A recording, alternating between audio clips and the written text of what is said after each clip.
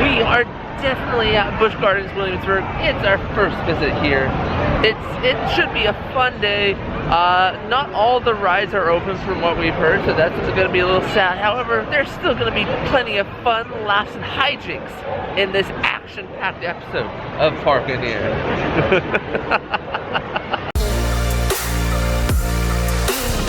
Alright, so we're headed down this hill to the park entrance. It kind of looks like medieval England in a way. Like there's a Shakespearean theater recreation over there. We got some like castle looking things over here. Oh wow, this is definitely a really cool recreation of like England. Let me show you more. So check this out.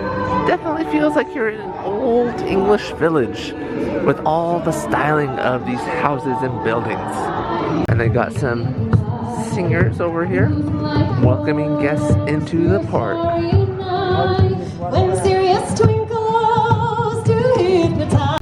It looks like they have a sky basket ride that's no longer running at the moment. Probably just paused for the winter because it's really cold right now.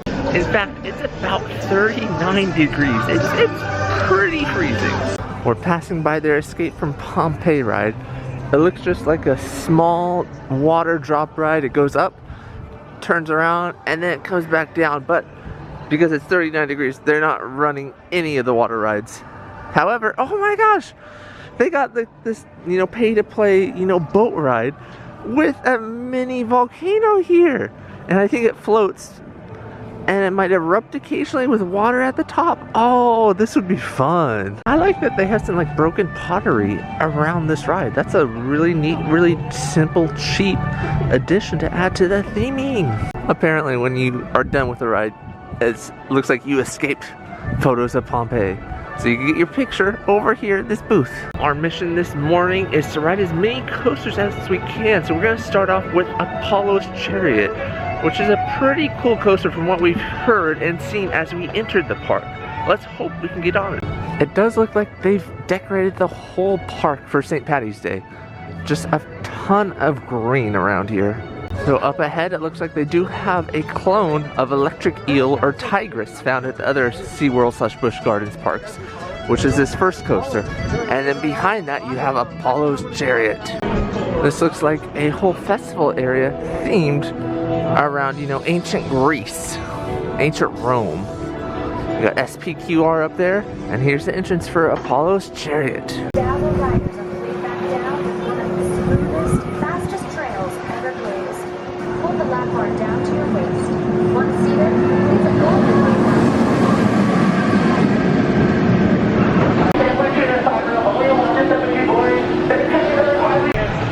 We just got off Apollo's Chariot, and it is a fun coaster. Yeah, I really like it. It sort of has a similar feel to me to Diamondback at Kings Island. It's the same coaster design, in a way. It's 4 across instead of two like Diamondback is. But it's a fun coaster. It doesn't really feel as powerful as Diamondback, but it's still amazing. And you get a really nice view, kind of a little river off to the side. You can get a good view of the park. I like those type of aspects of the coaster. Yeah, definitely a must-do coaster when you're here. So it looks like this clone of Electric Eel and some other rides is called Tempesto. And so this is like that double or triple launch coaster. I forget how many it is. I think it's triple. And so it just goes around one loop. But yeah, it's closed for this event right now. I'm sure it'll open later in the season. Right across from Tempesto and Apollo's Chariot is the newest coaster coming here to Busch Gardens Williamsburg. This is Pantheon, which is a triple launch coaster, I believe, which just looks absolutely amazing. Look at that. And I believe we saw them testing a little bit of it. We'll try and get some footage throughout the day just to see if they do run it, but it looks fully built. It is in the testing phase, so it means that there's no track work that really needs to be done. They just need to fine-tune the mechanics of the ride. So check it out, you can see it there on the tracks. They're testing out launching it through this first loop. We saw an early launch of it. Looks like there's a couple people on it right now. I haven't given a trash can update in a while, but here are what the trash cans look like, at least in this section of the park of Busch Gardens Williamsburg. They got some legit names here for some of the rides. This one's called the Trade Wind, which is one of those like carnival rides that just spins you around real fast. Check out this ride. It's called Elephant Run. And it definitely fits the theme of, you know, Roman era, because I think Hannibal, he used elephants to win a battle. So yeah, I like it. Moving on to what looks like one of their little kids zones. Let's check out some of these rides. So they do have a swinging ship, that's the backside of it. Then over here, looks like a very fun like balloon ride. I don't think I've seen a similar ride like this at any other park, so looks pretty cool. I wish adults could get in it. Maybe they can actually. Check out this like garden that they have, all themed to back in the old days of Rome. Very cool. This whole area is so cool, and this is just a little kids area. Wow, I'm impressed. This really makes me feel like I'm walking the streets of ancient Rome. Just look at, you got these old buildings everywhere. It's kind of enclosed and tight and not open, which I like, because back in the old days, I'm sure it wasn't, you know, too open. It was very tight and narrow because they didn't have cars back then. One of these shops sells a whole bunch of lemon themed stuff. A zest for life, squeeze the day. Very cool. That lemon purse is on sale, 1988. Looks like they have a Rhodes Academy of Irish Dance here at 12, 2:30, and 7 in their little stadium area. Oh wow, this looks nice. It's a whole bunch of seating and tables, all socially distanced as well. And I guess they dance over there. Crystal pointed out all the chairs they took away so they could adequately social distance, and there are a lot of chairs over here in the back. Crystal's a little sad because it looks like that the Rhine River Cruise, which are these boats down here, aren't going to be running today. And this is the ride she's most looking forward to. And because, you know, it'd be a nice boat ride around the rivers here. But we don't see any ride operators down there, so we don't think they're going to be running right now. So now it appears like we are in Germany. Welcome in. Fresh handmade pretzels. We're going to be doing Verbolten over here, which seems like a German version of, I don't know, when Ron and Harry stole the car and went into the Mystic Forest. Verbolten Black Forest Tours. I like the queue for Verbolten. It has a whole bunch of old-timey-wimey German theming to it. It's very cool. We're inside one of the queue buildings right now. It definitely is themed to Germany. Oh, they even have a ticketing booth area. That looks very well done. Just look at this. The theming here is amazing. We're in another queue building, and this one thing looks like it's themed to the Black Forest here. A whole bunch of, you know, crazy markings on a map. Some other, like, vines and stuff. I wonder if there's, like, a game, like, how many gnomes are on the ride. That'd be interesting. Look at this kind of, like, experiments going on. An old wasp nest over there. Very interesting. Oil, gas, weed control. I wonder what that's about. Very well done queue though.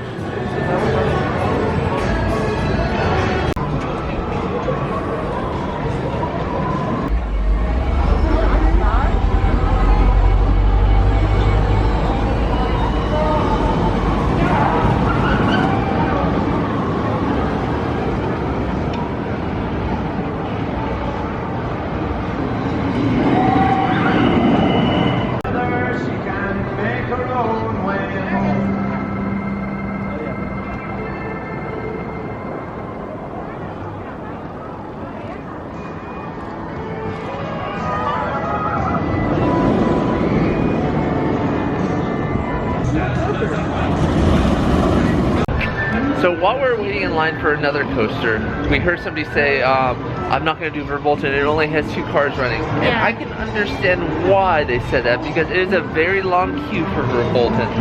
But Especially in relation to the wait times that it has for all the other coasters in the park right now. But it was a very fun ride. Like, it's probably the best coaster here, in my opinion.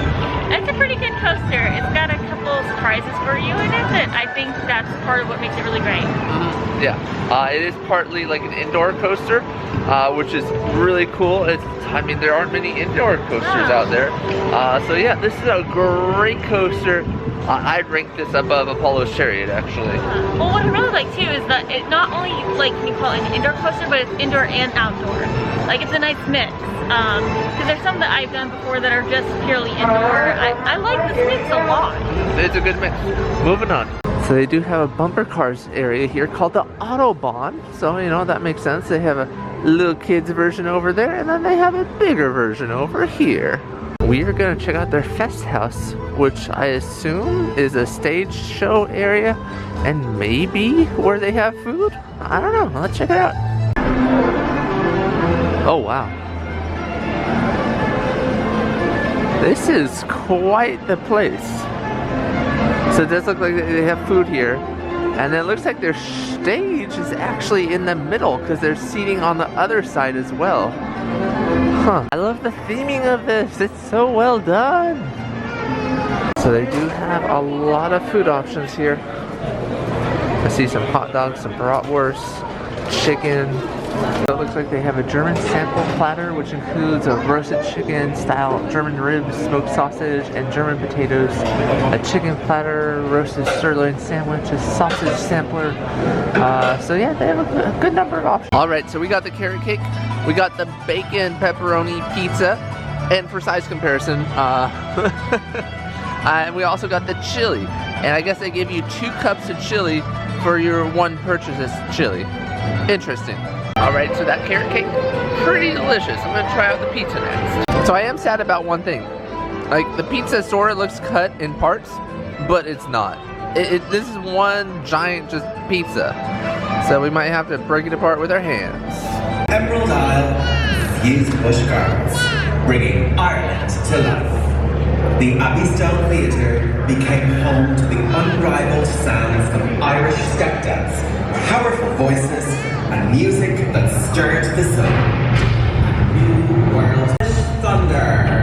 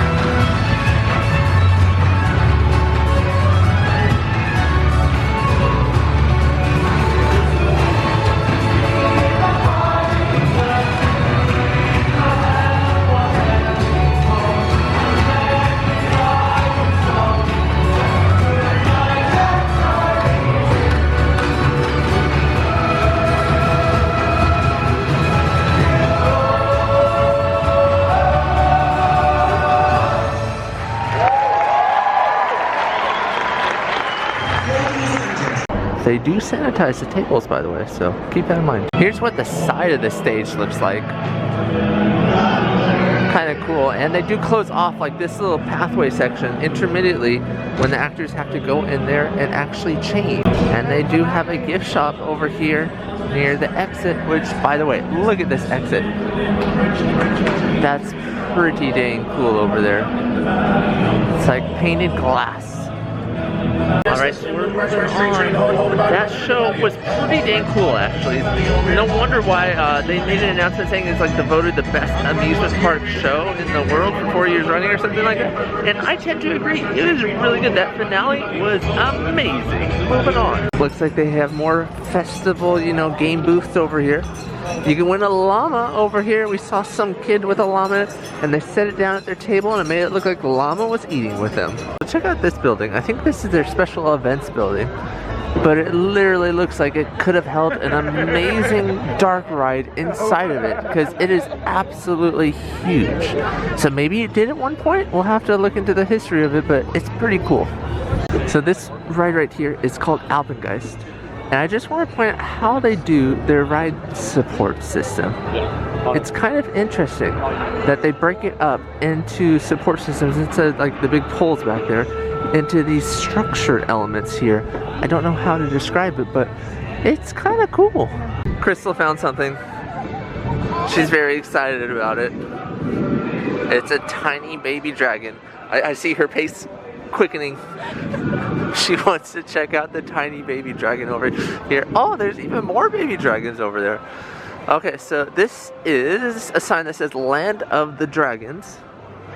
And it's a pretty cute dragon. So from what I can tell, this is probably some sort of kiddie play area. And it's closed right now because of course, you know, the coronavirus. But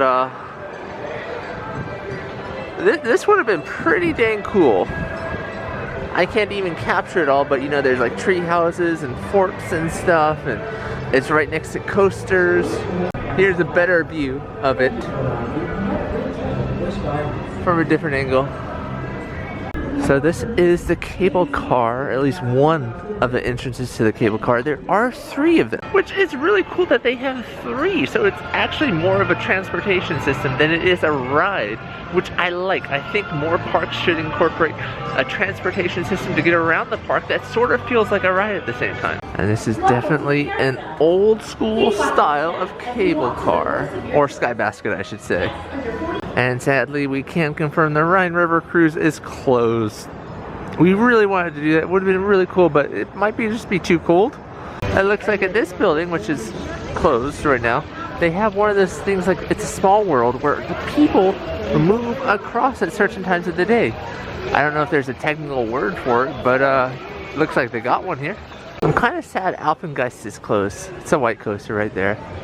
Looks like it'd be really fun going through all these trees on the suspended coaster. That'd be so cool. It feels like you're flying through the treetops like a witch on her broomstick. So we're passing through the last section of Germany. And this just looks like a fun German village. They do the theming pretty well here. We're gonna stop in for Father Time gifts and check out what they have here inside. Of course, Crystal goes to the cold weather gear. It is cold still, so I can't blame her. Oh, giant nutcracker. Very big. And he's holding what looks like a koala? It looks like that even here they have a Christmas section. Christmas is very big here in Virginia. There's just so much Christmas stuff here. And of course, the other day we were at the Yankee Candle Company. And if you haven't seen that video, you have to check it out. There's like 1,000 times more Christmas stuff in that video. And they actually have like a cool decorated town. So I'm going to link that in the description. And you can check out the Yankee Candle Company video. We got these steins that they have for Busch Gardens Williamsburg. Blue and red. Ooh, I found an even bigger Stein section. These actually might be legit Steins versus the other ones I was just showing you guys. Oh wow. These are pretty dang cool. Look at this one. Oh, they even have an alligator one. Oh wow. But this one's $249. They have a lot of steins here. Oh wow, this one pretty detailed. Alright, we're out of the store and checking out Alpengeist from a different angle. It definitely feels like it goes through the trees here. Just absolutely amazing.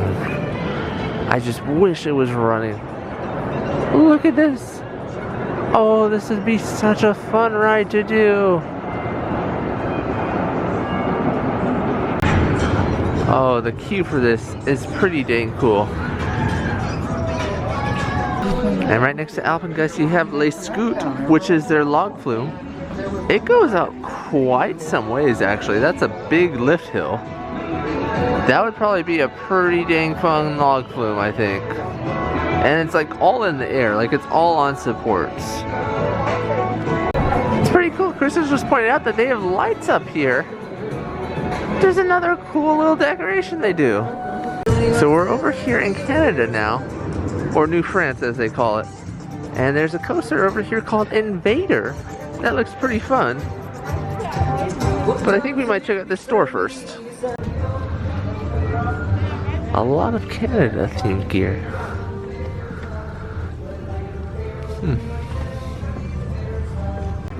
Crystal found a Canada Spirit jersey.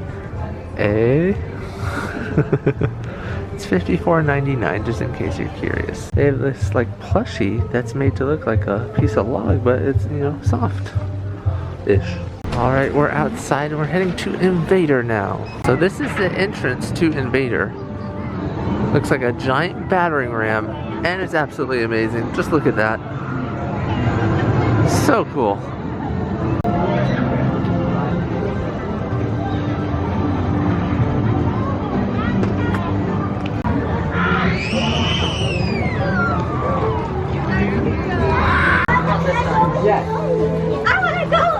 The theming is just amazing. A huge giant battering ram. That is so cool.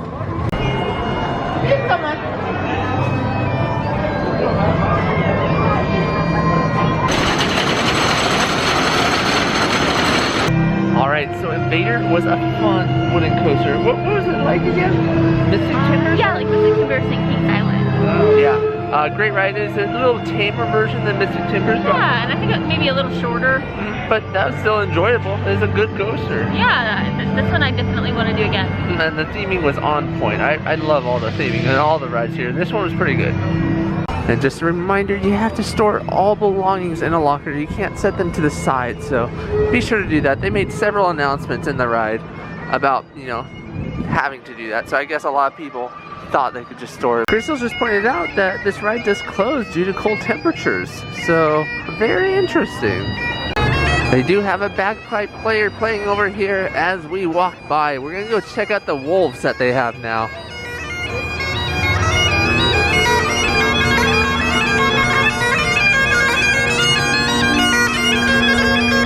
On our way to go see the wolves, we're actually going to do another coaster. This one's called the Griffin. Let's check it out.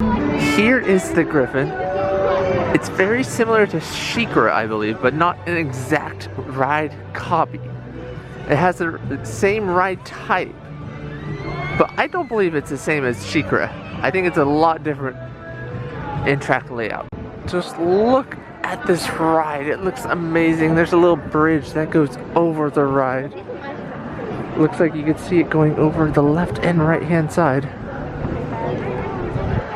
Very cool. Ooh, what's really cool is that the sky baskets actually go like through the ride layout. That's really cool. That would make the sky baskets be a very enjoyable ride.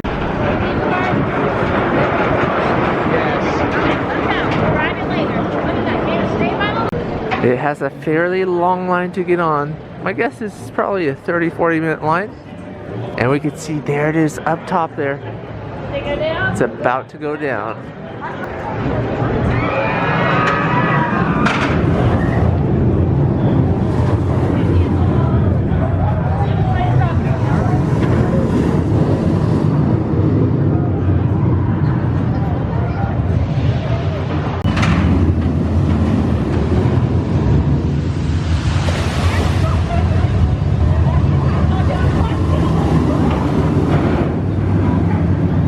Alright, so Griffin was a pretty fun ride.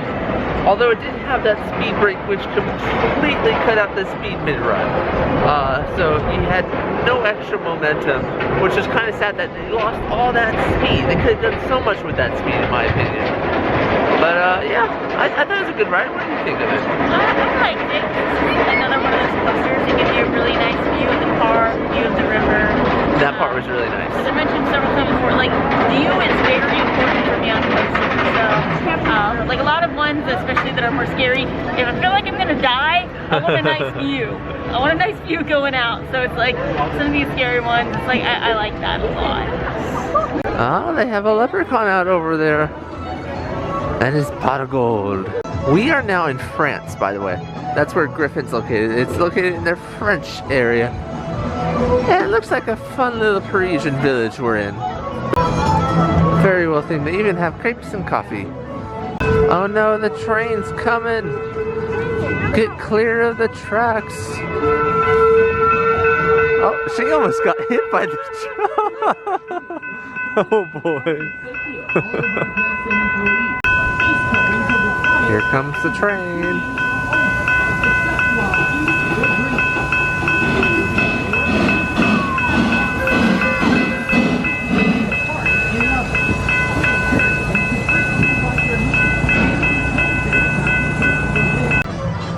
We've exited France, and now we're on to, I don't know where, but I wanted to show off this house. It looks like they're framing the outside of it. For some reason, even though like the inside of the frame area is so well decorated and themed. I wonder why they're doing that. Looks like they sometimes have lorikeets here, but they are not here right now. It's way too cold for lorikeets, sadly. We found what looks to be an animal show that's not running right now. But next time we come out here, we'll definitely have to check it out. It's called More Pet Shenanigans. I think there's a sign down there. Apparently there's a North American barn owl in here. Oh yeah, you can sort of see him. Let me zoom in. You can sort of see him right there.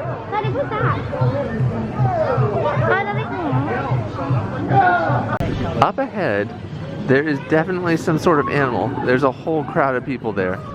Definitely not social distancing, but there's a whole crowd of people. I think this is the wolf area. Oh, they're feeding the wolves. That's why they're out. Oh, look at that.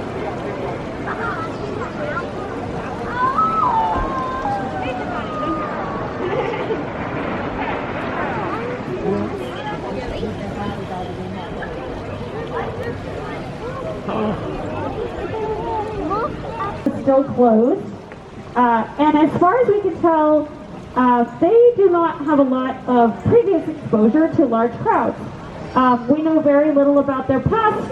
We do know that they came from another facility, but based on their behavior, we are It's kind of cool that they're feeding wolves here. Those are two recent wolves that they're still acclimating to being around people. They have a whole bunch of eagles over here, and it's kind of cool.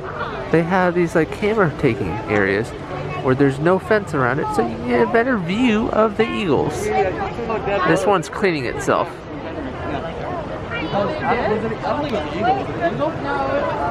We're now in Ireland, I believe, but for their food festival, they've actually added a Hawaiian bar here.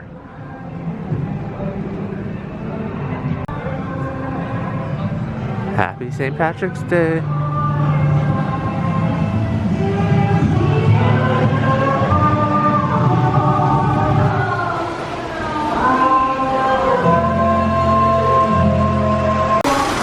On this waterfall, we can actually see there's a pot of gold. They got more performers here.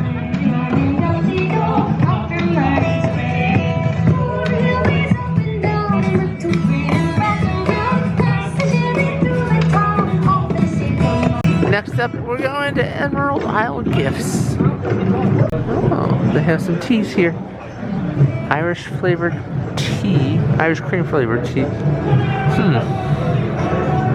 They have Irish whiskey fudge over here, traditional Irish toffee, and some more Irish merchandise. They have some more merchandise over here, some Guinness merchandise. They even got a poker set over here. It's kind of random, but they have it.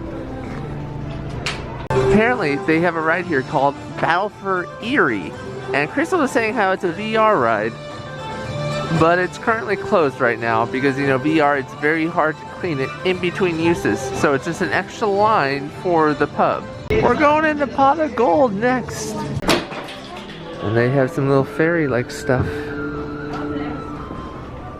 And some like dragon stuff. Ooh. Very interesting. This one's $59.99. They even have some hats. This is their version of the Mickey ears, dragon ears. And connected to it is this candy/toy shop. Kind of well themed. A lot of toys and other things here. Oh, and some magnets. Right outside the gift shop is one of these swinging rides. I don't know what it's called, but this one's pretty big. Looks like it's called Finnegan's Flyer, and it's right next to Griffin over there. It has quite the view as you're probably swung over this Valley of Death. That's what we'll call it. I want to show off what the entrance to Loch Ness Monster is. It's pretty dang interesting. Now this ride is not open right now, since they're not running every ride during this event. This ride is not open right now because they're not running every single ride. I just don't think they have the capacity for it yet. They just don't have enough people here to make it worthwhile, but this is one of their signature coasters that opened up a while ago. Looks pretty dang cool. You got some like interloopingness going on over there. And over here it even looks like there's some sort of indoor section. That's pretty cool. Oh my gosh, check out these little glides just for kids. Look how adorable this is. Oh my gosh. Oh, that'd be so adorable. I want to ride on it. Alright, so we're on the train now. We're going to do some train games. Here's a little bit of a better view while we're on the train of the indoor section of Loch Ness, which is right there. I wonder if, like, there's a Loch Ness monster inside this indoor section. That'd be pretty dang cool. Hey kids, can you tell me who's red and furry and loves to giggle? Sesame Street Forest of Fun, where you can meet Elmo and his Sesame Street friends and enjoy family-friendly rides and play areas. And entertainment perfect for kids ages 9 and under, and it's super easy to find them. Just look for the Kid Chariot logo throughout the park and on the map to point you in just the right direction for your little ones. Oh, look, some tractors as decoration. For the thrill seekers. We find ourselves back over near Pantheon by that one elephant ride, and there is no ride vehicle here on the launch anymore, so I assume they either brought it back to the station or they launched it and it's now sitting at the station. We just can't see it, so it doesn't look like we're going to give you any footage of Pantheon being tested today, sadly. Alright, we feel pretty good about our day so far, so we're going to start heading to the entrance of the park and making our way out of the park soon. But first, we're probably going to stop at a gift shop or two. We actually decided to check out the Forest of Fun, which is the Sesame Street area here. So check this out, they got like a miniature log flume over here. That's the ride vehicle, and here's like the log flume. It doesn't look like there's any lift hill, but it still looks kind of fun. Looks like they have a Cookie Monster meet and greet over there. Oh, Rosita just came to the stage.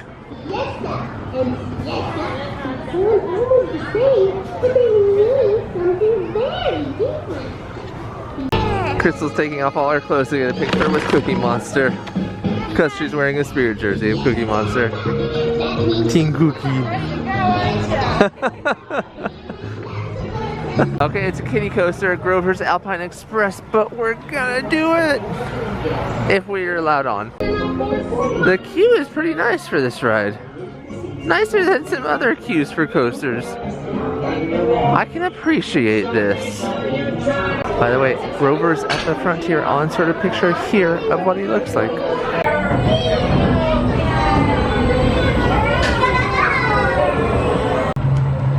Way!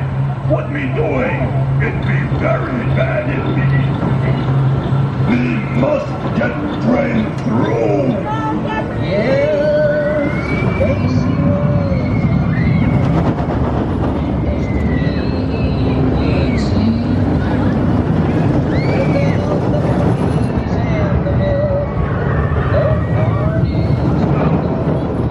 So, just got off that ride. It's a little bit short, you know. Some parks they will run short rides like that twice because it's just so short.